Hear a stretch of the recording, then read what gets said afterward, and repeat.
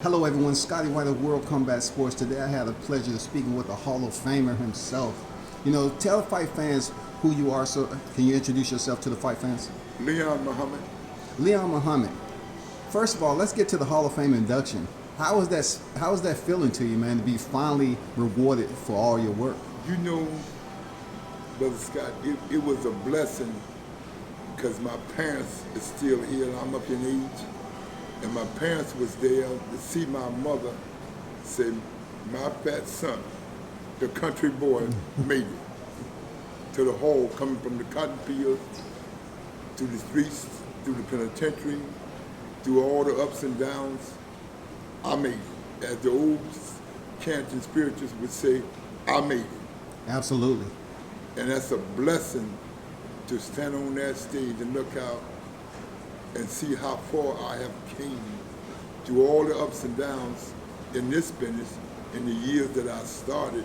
That's a blessing within itself. And all the great guys that I was able to work with down through the years and advise 8 former world champions. Hey, speak about that, Leon. For those who may not have a familiarity, name some of your favorite fights that you was in or, remember collectively when you was an active fighter. I was with a lot of fighters because when I was fighting in the 50s and the 60s, it wasn't much. I worked with Joe, worked with Ali, worked with Kenny Norton, but I advised 8 former world champions, Turbo Tim Witherspoon out of Philadelphia, 2-time heavyweight champion, Prince Charles Williams, who upset New Jersey's favorite son, Bobby Chaz, and 12 years with Michael Spinks, and 30 years with the great Muhammad Ali, who lives in there, that means in Arab, may Allah rest him in peace and grant him paradise. Smoking Joe Frazier and I was real close because I'm a Philadelphia guy. Yes. Moved to Jersey in later years, I did a lot of work here. I got respect for the Commissioner Larry Hazard. I worked closely with him down through the years, and Butch Lewis, Don King, and of course, Top Rank have been my friend for 50 years. With the chairman of the board, Bob Arum himself. I started out in Bob Arum's office, but he left the Justice Department and became a promoter under Butch Lewis, who was the vice president of Top Rank at that time. Congratulations to the resume and credentials, sir. Salute to you. You have been around for quite some time, man. Yes. What a history. Yes, it's been a blessing. And coming into this stage, being around Newark's son, Shakur Stevenson, good fighter, got a lot of promising to be. All that he got to do is just stay focused and he'll get there. Like I tell fighters, Brother Scotty, nothing's gonna happen till it's your time. You got to be yourself. You can't be Mayweather, you can't be Ali, you can't be my idol, who I worked with on the end and was in his club every weekend, the late, great, legendary Sugar Ray Robinson. Everybody know that was my guy. I tell fighters to be yourself. Be what you are. You can't recap the yesteryear, but you can go on in the future and the present. So these kids today have to understand you got to put the work in. Nobody's giving you nothing. You got to put the work in. The old days, I had to work. There was no air conditioning, Jim, Brother Scotty. It was sweat, funk, and all. You had to put it in. And see, when the call came, today I have a problem, Brother Scott, with guys picking who they want to fight. That's not the game. But the game is going good. Shakur Stevenson, may Allah bless him and his family. Grandfather Wiley, he's focused. He's on his way. What is something that you can tell us about working with Sugar Ray Robinson? We wasn't blessed in my era to be able to, enjoy someone like that. Well, I only was with Ray on the end towards the advisor, but I was up at the club a lot with Ray, and I learned a lot from Ray. I met the legendary Joe Louis on the end of his life. I was able, because I was constantly in Vegas with Butch Lewis and Don King, and I would sit down and I would go talk to Joe over at Caesar's Palace. Very humble, very grateful for his blessings, how far he came from the cotton field of Bessemer, Alabama, all the way to Caesar's Palace, Las Vegas. That's a blessing to be around those guys in that era, the Willie Peps, the Sandy Saddles, Carmen Basilio, and the late great Lamana. And speaking to the world, we just lost our idol judge in the great Harold Letterman. May he rest in peace. We gave him the count. Harold was a hell of a guy, a boxing guy. So when you're in this business, you have to be with all the greats, as well as the king himself, Don King. Don was one of the most prominent boy promoters in this era. And Bob, he did all the great remembered moments with Hearns Hagler, Hearns Duran, Hearns Leonard, and I was blessed to be at all those great fights of that era. So moving the good era, things is moving, and we're being thankful. Sugar Ray Robinson, was he able to completely get over, what happened in the ring when he had, that dream about fighting that particular opponent? You know what? Ray, I went to see Ray. Ray was sick. I attended Ray's funeral out in LA with Don King and Mike Tyson. So I'm like Mike, and when Ray was sick, I said, Champ, he said, bruh, it's been a hard road, it's hard, but I dealt with it. Mm-hmm. And you go up to the club, up to 37th Avenue, Sugar Ray's, and Ray was a classic guy, bro. It don't come no better than the two of the class, I would say, in my time, in my era, would be Ray Robinson, Ali, and the great onion man, Carmen Basilio. This Italian guy had a lot of class. All the other guys was good, but the most humble guy, our two humble guys that I worked with, was no problem, because Ali was a Muslim, I'm a Muslim, but so humble. It's Slim. Michael Spence, his name in the camp was Slim. Michael Spence was very humble, very classy, and was easy to work with because the way Mama Katie raised him, Karen, and Leland, and Leon.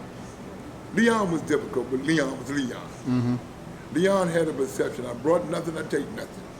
But Michael was more humble to work with because our structure under the late Butch Lewis, the promoter, was different than working with Ali, because Herbert Muhammad was two different guys, but Herbert Muhammad brought us into the business, and we thank God for Herbert Muhammad. But Butch Lewis was a guy that was even being a car salesman from Philadelphia, and then Michael Spence was easy to work with, bro. Michael was easy to work with. He was always an easygoing guy. We'd be time to go. I said, Slim, all right, man, it's time to hit that road. Oh, I said, Slim, let's roll, man. He said, all right, you're on the track. Me, him, and Tony Sutton. It was a blessing to be them 12 years with Michael Spence. And a lot of people don't know something. We had three operations prior to the Tyson fight. He came, he shot the Spence Jinx, he missed, Mike caught it. And good thing about him, he left all the facility, or left the game with all his faculties. He put away his funds. And Mike is slim and slim. Slim is doing slim. That's so good. that's the blessing that guys know when to get out. A lot of guys don't know when to get out. We know what happened to the late Greg Page. Came back, he thought he had a nobody, and he had a tough journey. Greg wound up paralyzed and down in nursing. I mean, guys have to know when to leave this game. They have to know when Father Time, when the clock said no more. And I just got on Nate Campbell, the former lightweight champion. He want to come back. Come back and what, Nate? You did well with your money. You invested. Bare knuckles, right there, Leon. Bare knuckle fighting. Yeah, him and Paulie. I said, what's wrong with you guys? But, brother, I said it's over and over. You're only good at your team. You're only good, Brother Scott, the guys around you. If you got solid advice, solid guys that say, hey man, it's time. I'm walking away. We had a good run. God have blessed us. I'm walking away. You want to do it, you do it on your own and go to somebody else that don't care. But manager's job, and I work with the great Prince Charles Williams, one of the top light heavyweights under Michael Spinks. And my time, I'm not saying because I was with him, but we beat a tough New Jersey kid, Bobby Chaz, twice, and it wasn't easy. But what I'm trying to say to you, Scotty, guys have to know when the clock or when it's over. You're only good as your team. And I'm not saying this because I'm associated with Top Rank. Top Rank have good guys around their fighters. Not because Bob and I go way back, and I'm real close to Miss Jackson and Brad Goodman and Bruce Trampler. But it's when you have a good team that's in your best interest. Some guys have guys say, hey, we make the fight, we get blessed, get some cars, but it's not all about that. It's all about the structure. Telling guys to be prepared when this is over, when all is gone, when time to hang up the gloves, you want to be able to live comfortable, Scotty. You want to, if you don't have an education, take time and go back to school, get your degrees, do something, prepare when the clock is over, when it's time to put the gloves on the shelf. You want to be prepared to take care of yourself and your family and your health. That's what it's about. And boxing we need a union like everybody else. A lot of people say we're crazy, but every other sport's got a union. Why not boxing? Even golf got a union. Tiger and them got a union. So I had a good run. I'm blessed to still be around the game, and I love the game. I want to let you know, Leon Muhammad, salute to you. Thank you, brother. One of my best interviews I've been a part of. You just a huge depth of history, my brother. I mean, I appreciate it. How long you've been around the sport, the fighters that you've been around, what you've heard, what you've seen in the ring. You know, the quiet time behind closed doors of knowing these fighters. I mean, it's just unbelievable. I bet it's been a blessing, and your reflection is probably bright like no other. You know. All I can say is that God have blessed me. The country boy, He have blessed me. Last question: what do you think about the heavyweight division? How do you figure that will play out in the next 6 to 12 months? I have to get it from the man himself, the oracle of boxing. Let me say this here. Much respect to Matchroom and Eddie Hearns and all the staff over there, Kevin Rooney Jr., Brittany Cole, and Eric Botcher, who are the main known that been around this game since they was kids. Let me say this on the heavyweight division. Eddie Hearns, decent guy. I work with his father, Barry, because Barry's been around the English boxing scene with Mickey Duck and John McGarvey, and he had a piece of Bozo's Floyd's matchmaker, former champ of the world, Cornelius Boyers Edward. On the heavyweight division, Scotty, let me say this to you, bro. Andy Ruiz, I'm going on record, shook up the world in Madison Square Garden like Ali did in 1964 in Miami Beach. Wow. Andy Ruiz, everybody judged him on the Joseph Parker fight. Sam Watson called me, Al Heyman's right-hand man. He said to me, old time, I said, yeah, brother. He said, we country boys. I said, Sam, you're right. I'm Alabama, Mississippi. He said, I'm tell you something. This fat Mexican gonna shock the world. Going in the arena, he told me in the Rising Star, Devin Haney, and his father, William Bill, a.k.a. Bill Haney. He said, Bill, the man just showing up to get some more taco. He said, all right, you're gonna see. So I said, Sam, our punchers always got a chance. I learned that the hard way, Scotty. March 31st, 1980, on the top-ranked Bob Arum show in Nashville, Tennessee. Bob Arum had the star of the Olympic team that our former great president Jimmy Carter saw the need to Boy Scout at that time. John Tate, Mike Weaver cracked him in the 15th round. I'm in the corner. I'm still sick, and that been 39 years ago. So I learned then that the punchers always got a chance. We always know Andy Ruiz would punch, but he never would really put the work in the gym. because you know he was formerly with Top Rank before he went over to Heyman, and he got the first title shot with Joseph Parker. He was still Top Rank. Then, so he left. We wished him well. Brad and all of them wished him well. And he come into Madison Square Garden and shocked the world. They came in singing Sweet Carolina from Neil Diamond. But look what happened. They all got quiet when they were saying B.O. Mexico, B.O. Mexico.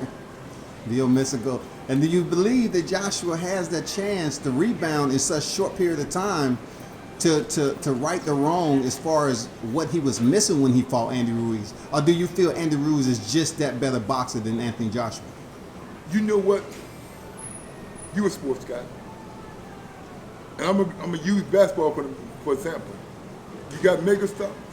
You got some guys stars at home, and you got some guys that star on the road. And you got some guys that star at home, or guys that's cold on the road. And he was cold that night in Madison Square Garden, June 1st. But let me tell you, Scott, the rematch is set, but they don't know some wrangles in the rematch. Okay. Let me tell you something that you may not know. And Ruiz never should have got the shot.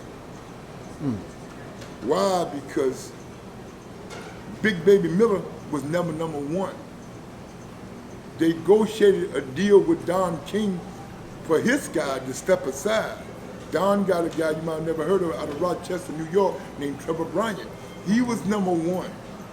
Greg Cohen, who was associated with Big Baby Miller, Don agreed to step aside. We know Don King is about the American dream. That's just DK, yes. Only in America. Yes. That's just DK. But from my understanding and my advice coming out of DK's office, it's going to be a problem with the rematch. Okay. Because the WBA, they're going to put the WBA, Gilberto Mendoza Jr., I know since he was a kid, worked with his father, under the foot, Scotty. Hey, I'm number one. I stepped aside. I didn't make a noise when you brought in Andy Ruiz, but you can't do the rematch without giving my kid the first shot. And we all know, all the organization, the champion get a bye. Yes. And Don said, in the bye, give my kid the shot. Trevor Bryant, was the world know him or not? The world don't need to know him because you got one of the greatest promoters in the world. Yes. In history. Him and Bob, two of the best that ever come down the pipe. Don King and Robert Aaron, a.k.a. Bob Aaron. Those are the guys, are the foot soldiers of this business. Came after Tex Riddles and Jacobson and John Conn, all them guys at the Garden. So we have to be mindful, everybody looking for us of the set. Get into our friend from Tuscaloosa, Alabama. Deontay Wilder, the country boy. One thing, Wilder is a great puncher,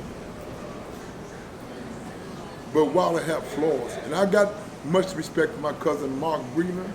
I'm associated with Shelley Finkel, the management. I'm associated with Sam, who's connected to Al Heyman. But when you have that magnitude, Scotty, of money on the table, when you knowing Wilder's situation, and I got on Shelley Finkel, tell this kid to turn down $100 million, and he have a sick daughter, come on. But they saw something better, that they could do it down the road. But Andy Ruiz upset all the plans. Joshua, all the plans. Big Baby got caught up, spoke to him the other day. He said, old timer, I'm coming back. Coming back. Whatever the commissioners want me to do, I'm going to do. I'm coming back. He's in good spirit. He was a little down. We just tried to keep him not doing anything crazy or health-wise, but he's coming back. So I'll say in the next 12 months, Tyson Fury, not the greatest Ali, but he's a showmanship like Ali. He sells. Controversies sell. Three things I want people to know that sell in this country: alcohol, sex, and controversy. It sells. That's what made it so great in boxing, that adversity that comes with different fighters coming from different backgrounds. You got a lot of fighters from the hood. You got a lot of fighters from Bio Mexico, Bio Puerto Rico, Bio San Domingo. It's universal. And the only thing that's universal is pain. Nobody wants pain. And this is what the game brings, pain. Down the road, if you got one. But what I will say, the WBC I've been associated with WC a long time. I was with the old man Mauricio the son. I'm with him.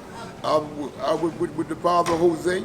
But what I will say about the WBC, Mauricio the son of the legendary late President Jose Suleiman, is fair. He's fair, and he's gonna do what's best for the fighter. They have all the medicals in place for the fighters.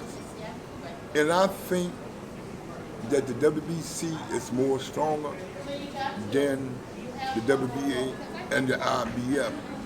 Paco is doing good things with WO, making sure that the fighters protected with all the medicals and stuff. But I don't agree with Mauricio when he made Canelo a franchise of the WBC. But I know what it is. They hustling. It ain't personal, it's business. Why do you believe that they took Canelo of all people, selected him to all of a sudden be the franchise champion of the WBC? Because Canelo is a household name, and he sells tickets. And it ain't personal, it's business. It's about who. See, the networks don't care. Networks don't care who fights, Scotty. The networks want butts in the seats. They don't care who fights. It's about business. See, once we understand all the business aspects of this sport or any sport, then you understand it's about selling tickets and putting butts in the seats. With him being with Golden Boy, Leon, do you believe that will prohibit him from superseding one of the cash cows of Money Mayweather? Do you believe that him being with Oscar De La Hoya will kind of limit him from superseding the overall net worth that Floyd Mayweather was able to accomplish during his active career? Let me say this. He just signed a deal for $365 million. Correct. For okay. 10 fights, 11 fights? Yeah, 5%, 10 fights, whatever it may be. Oscar and Bernard, it was a good deal. Bernard coming out the streets and coming out the penitentiary, B-Hop, former great middleweight champion of all time. And they understand the business. See, Oscar understands this move that he made. If he was with some other guy down in Mexico, he never would have got that kind of deal from the zone, because Oscar understands the business. See, Oscar's smart. Oscar told me, he said, "Champ, I learned a lot when I was with Bob. I learned a lot from watching DK and Butch Lewis when I was an amateur coming up. I seen how these guys put things together. Nobody up until Tyson Holyfield, nobody made more money for one heavyweight fight than Michael Spinks. Going into the Tyson fight, we was guaranteed 13.5. When it was all said and done, Michael wound up with 28.2. Because it was the right time, the right era. People talking about how great Mayweather was. Mayweather was all right, but I'm going to tell you something going on record and with your own knowledge. Roger, his uncle would have knocked him dead. Roger was a beast. The Black Mamba. That's my guy. Roger Mayweather. We thank God for him. He's sick now. We're praying for Roger. Roger's a good guy, man. And every time I see Floyd, every time I say, "Champ, sit down somewhere. If I get your uncle to knock you out." He said, "Oh, man, you always tell everybody you believe me." I said, "Yeah." I said, "That's my opinion and that's my belief. I'm entitled to believe what I want to believe. I believe your uncle would have knocked you out." I said, "But your other uncle, you would have froze Jeff in 2 or 3 rounds." He said, "Why?" I said, "Yeah, I'm telling you. Because Roger, the puncher always got a chance. If you connect, get you out there." And that's when, going back to what you just said, Ortiz just didn't know how to finish well. So, do you believe that Deontay has a potential to unify the titles if given the opportunity? Because a lot of banter, right, is going on there, Leon, about, like you mentioned earlier, man, that the rematch between Andy Ruiz and Anthony Joshua may not happen. You know? But do you believe in between that Deontay Wilder may somehow get a rematch right now, or he's still going to head into that fight with Luis Ortiz?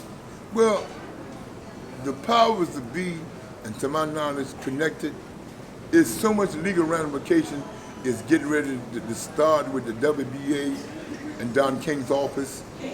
Who knows what's going to happen? Like in the next 12 months, they may be able to get to Don King and talk. Okay. I mean, but the WBA has to stand up. The WBA has to stand up and do what is right. Give Birdman Jr. have to give Trevor Bryant his shot. Okay. I mean, people think that Don King is through. The King is never through. He got the #1 contender. The WBA got to stand up.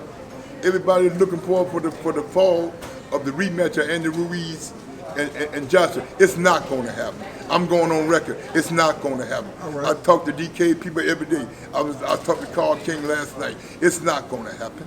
It's not going to happen because they are going to make the WBA stand up and give Don King his just due. Give the old man his shot. He earned it. Give his kid the shot. He's #1. You can't take it away from him. So if the WBA don't stand up, then who should be a member of the WBA if you don't live by your own rules?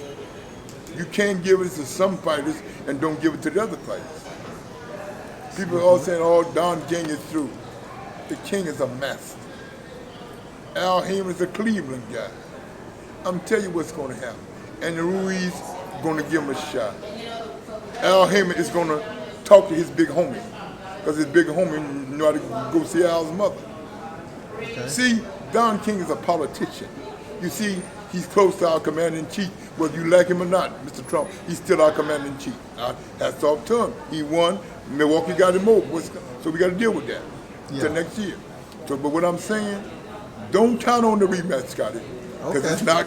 It's a lot of legal tangling going to be involved in the next few days. You'll be getting calls on, hey, you say, oh, my man, Brother Leon was right. So it should be maybe a couple of weeks. No, not a couple of weeks. Maybe a couple of months, so to speak, when they should put a distractor out in the media as to why that rematch isn't going to happen. Yeah, I'm telling you up front. The WBA is going to be sued if Don King don't get his shot with his kid Trevor Bryant from Rochester, New York. Eddie wasn't smart. You should have used the New York guy instead of the California guy. See, first of all, when you're in boxing, you never take the title out of your house.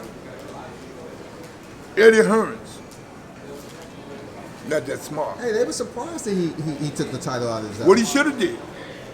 You got two guys in the wing, whether the public norm or not. It would have sold, the Brits would have sold him as well gone, because people want to see Joshua come to America.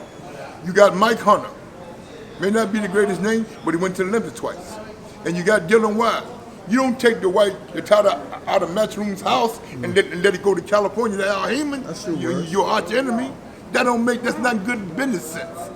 I've been in this business 50 years. Do you believe they might have thought Dillian White was much more of a threat and dangerous? Even if he was, you Matchroom, Eddie still got the title because he got the title. True. So why send the title to California? They might have been looking at, Andy Ruiz's composition, taking him for granted. But you gotta understand, business guys don't do that. Don never would have did that. Bob Aaron would have never did that. Another late Butch Lewis, Oscar never would have did that. Because Bernard would have cracked him in the head if he did something stupid like that. Yeah. You don't take your own title and give it to somebody else. Brother, whatever you think Andy Ruiz was, you keep the title. Do you think Eddie was driven off the fan base that supports Andy Ruiz, the Mexican fan base, being it's so broad, and they will come out and see, being that there never was a Mexican heavyweight, okay? Well, do you believe that Eddie Hearn was somehow thinking and strategizing? Why not pick Andy Ruiz to better fill the seats here, you know what I'm saying, to save this card? Well, to save the card, you could have saved the card with Don King fight, a New York guy, and you got the greatest promoter in the world. Don coming in the controversy that he bring only in America.